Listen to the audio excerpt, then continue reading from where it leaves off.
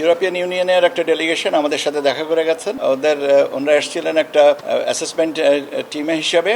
আজকে আমার সাথে আমাদের কমিশনের অফিসারদের সাথে সমাপনী বৈঠকটা করে গেলেন। ওনারা আমাদেরকে মূলত কয়েকটা জিনিসের ব্যাপারে ক্লারিফিকেশন চেয়েছেন। ক্লারিফিকেশনটা হচ্ছে যে ওনারা একটা এমওইউ করবেন আমাদের সাথে, ফরেন মিনিস্ট্রি আমাদের সাথে এবং ইউ একটা ত্রিপাক্ষিক এমইউ হবে, যে এমইউ এর ধারাবাহিকতায় ওনাদের প্রতিনিধি দলরা আসবেন। আমরা জানতে চেয়েছিলাম যে মোটামুটিভাবে আপনাদের প্রতিনিধি দলের সদস্য সংখ্যা কত হবে। তো আমাদেরকে যে ধারণা দিয়েছেন সেটা হচ্ছে 150 মতন আসবেন। এবং ওনারা বিভিন্ন প্রশ্ন করেছেন, যেমন ওনারা ভোট কেন্দ্রে ঢুকতে পারবেন কিনা, ভোট প্রদান যে গোপন কক্ষ সেটা সম্পর্কে জানতে চেয়েছেন, সেটা কিভাবে অর্গানাইজ করা হয় সেটা জানতে চেয়েছেন। তারপরে আপনার ভোট কাউন্টিং এর সময় থাকতে পারবেন কিনা, এই সমস্ত জিনিসগুলো করেছেন। এবং ওনারা মোটামুটিভাবে ওনারা আসতে চান শিডিউল ঘোষণার সময় থেকে ওনারা আসবেন বিভিন্ন পর্যায়ে। সবাই যে একসাথে 150 জন আসবেন তা না, বিভিন্ন পর্যায়ে ওনাদের প্রতিনিধি দল আসবেন এবং নির্বাচনের শেষ পর্যন্ত যেটা জানতে চেয়েছিলেন সেই ক্ষেত্রে আমরা বলেছি যে নির্বাচন শেষ হওয়া বলতে বোঝায় আমরা গেজেট নোটিফিকেশন পাবলিকেশন পর্যন্ত।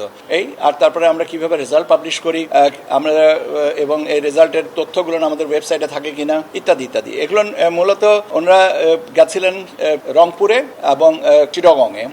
সেখানটা সম্পর্কে আমাদেরকে যেটা বললেন সেটা বললেন যে আমাদের কাজের যে অগ্রগতি আসছে সেটা সন্তোষজনক, এবং বিশেষ করে রংপুরের কথা বললেন যে ওনারা সৈয়দপুরে গেছিলেন, রংপুরের সৈয়দপুরে। তো আমরা বললাম যে আমাদের ভোটার তালিকা এবার আপডেট করার ব্যাপারে, এবং 31শে অক্টোবর পর্যন্ত আরেকটা ভোটার তালিকা আমরা প্রকাশ করব।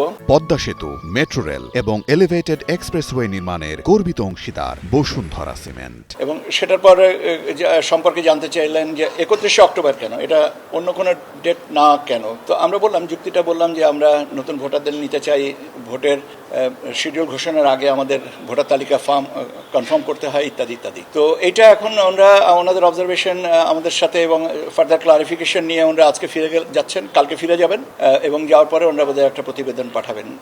এই বছরে আমাদেরকে ওনারা এমওইউ এর একটা ড্রাফট দিয়ে গেছেন, যে ড্রাফটটা নিয়ে আমরা পর্যালোচনা করে এই ড্রাফটটা সাইনিং এর ব্যাপারে আগাবো। আমাদের কোনো অবজারভেশন থাকলে আমরা এদেরকে জানাবো যে আমাদের এই অবজারভেশন আছে, আর যদি না থাকে তাহলে যা আছে সেটা অনুযায়ী এটা হবে। এর বাইরে আর আমাদের সাথে আজকে কোনো আলোচনা হয়নি। পর্যবেক্ষণ দল 150 জন, কিন্তু সবই 150 জনই যে একসাথে আসবে তা না, হয়তো 10 জন আসবে, তারপরে হয়তো ফিরতে যাবেন। এখন ওনাদের ক্যাপাসিটিতে এটাকে অর্গানাইজ করবেন, কাজে 150 জন ইন অল।